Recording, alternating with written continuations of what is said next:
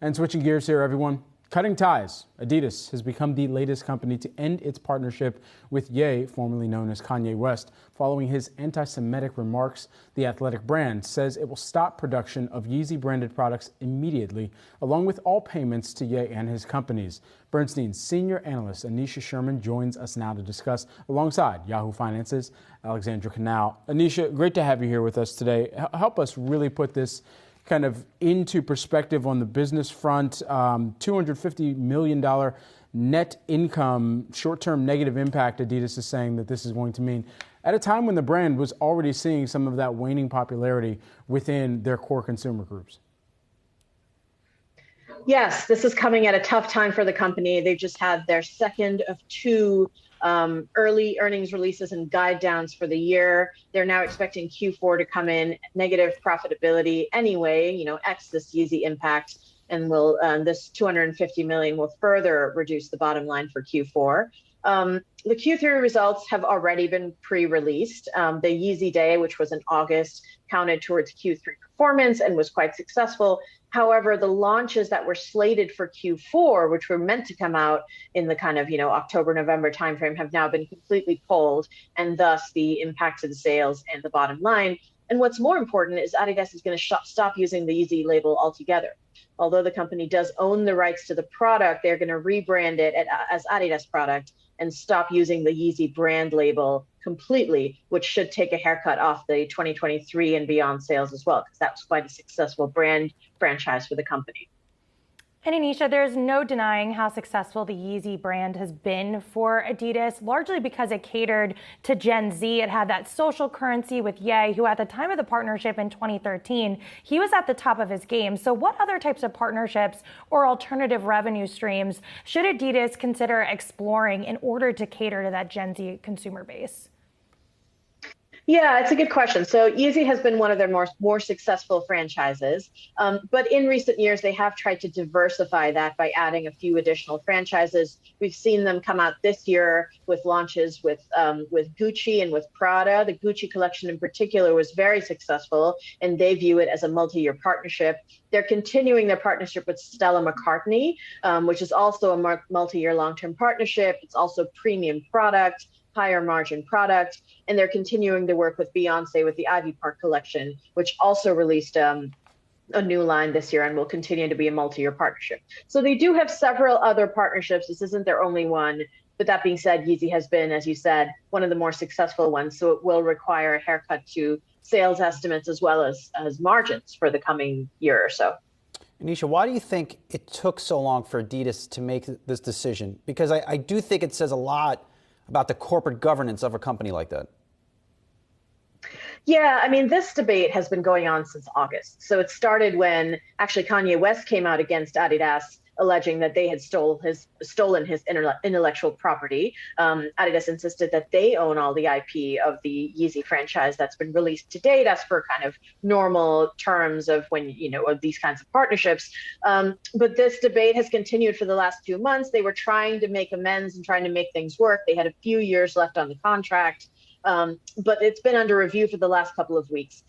They probably could have come to an agreement sooner. I don't know the details behind their legal disagreements, but essentially, I mean, it's a big part of their revenue and profit.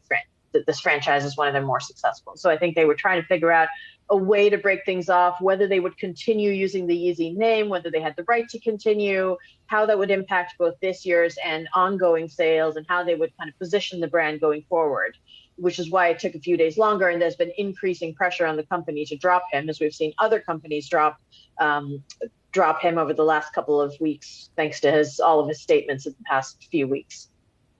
Relative to what's going on with Adidas at the moment, and as Brad was saying, there's a lot of other issues at this company besides just Ye. How do you view the competitive landscape? Yeah, it's a tough year for sportswear in general because China has continued to be a very slow market, both partly due to macro concerns as people have been held back by COVID restrictions, but also due to a continued prominence of local brands, of Chinese-owned brands that have taken share from the big Western brands. So that's been a market that's continued to be tough, particularly for Adidas, as they've kind of underinvested in the region in the past and are now trying to make up for lost ground. At the same time, North America, as I'm sure you know, is going into a pretty heavy inventory quarter, as your guest speaker was talking about a few minutes ago, and that's going to impact them as well. So we have the bearish China outlook, the kind of short-term bearish North American outlook, and then EMEA. EMEA is also under pressure. The consumer continues to pull back on discretionary spend. So it's been a tough year overall for the competitive landscape in general. It's been a tougher year for Adidas because they've had specific challenges in China to get their brand back on track. And so even preceding this Yeezy announcement, they were expecting net income to drop below 500 million for the year. And that number is now even lower. Do you believe that there's a trickle through here to the resale market as well, considering what led to the termination of this deal? Do people now go on a Stadium Goods, who's owned by Farfetch, a publicly traded company, and say, I don't want to buy Yeezy shoes? Do they go on a StockX and say, I'm not any longer interested in buying this product? Yeah, I think that's a good question. I think if the product were continuing to be sold by Adidas, I would expect a kind of general boycott of it. Now that the product is not going to be sold by Adidas, I think there might be a reversal of effect where the Yeezy product becomes somewhat of a collector's item. Maybe not right now where nobody wants to touch it, but in over the next couple of years, it becomes a limited edition collector's item that's sold in resale. But I think the decision to stop branding the Yeezy brand was a good decision for Adidas, because at the moment that brand is associated very strongly with the creator, with the artist, and they want to disassociate themselves completely. So I think what happens in the resale market is, because of this restricted supply, it could continue to trade. But in the primary market, that was probably the right decision for them to do. And Aneesha, the Yeezy line has been popular almost since it hit the market. And because of that popularity, I think an argument could be made it has taken market share from a company like Nike. But now, if that brand is no longer going to be at Adidas, is a Nike a winner here?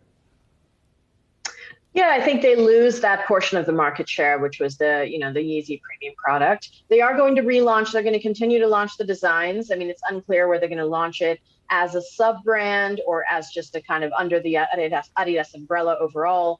They obviously aren't going to use the Yeezy name anymore, but the sneakerheads and the loyal customers will know it's the same product. It's just being launched under the Adidas and brand umbrella. So I think they will retain some of those sales. They're not going to lose that entire kind of 1.5 to 2 billion worth of sales. But it will take a haircut because it's not being branded under that Yeezy brand anymore. It will probably cede some share to some of the other sneakerhead brands, including Nike. The real sneakerheads will always know. Aneesha Sherman, thanks so much for joining us here on the morning. Bernstein senior analyst Aneesha Sherman and Yahoo Finance's own Ali Canal. Appreciate it.